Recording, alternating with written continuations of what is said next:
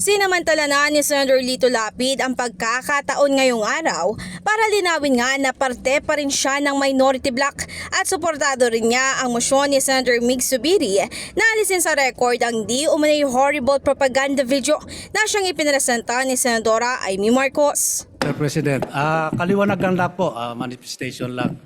Tungkol po yung nangyari kahapon at marami pong kumakalat sa social media na ako'y lumipat na sa majority, hindi po totoo yan.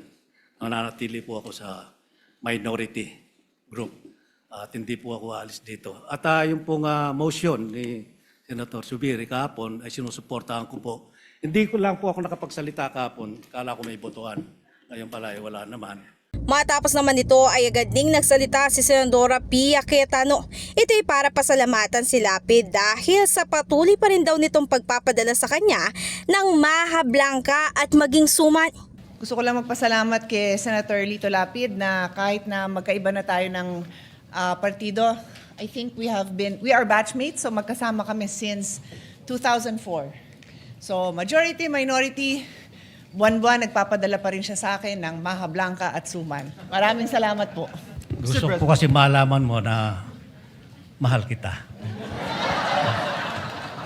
Pero hindi lang dito natatapos sa naging light moment sa sesyon dahil pagkatapos nito ay pabirong tinanong ni Senator Joel Villanueva si Senator Alan Cayetano kung ano ang masasabi niya rito. What does the brother say?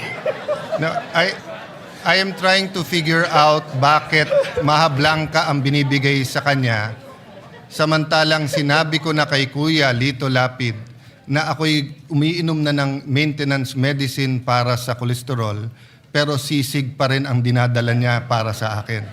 So iniisip ko kung mahal din niya ako o si Senator Pia lang ang kanyang mahal. Samantala maliban nga sa birong ito, ginamit na rin ni Lapid ang pagkakataong ito para hilingin sa kanyang mga kasamahan na magkaisa sila at iwasan ng araw ang bangayan sa mataas na kapulungan. In the heart of changing lives, ako si Brigada Ann Cortas ng 105.1 Brigada News FM Manila, the Music News Authority.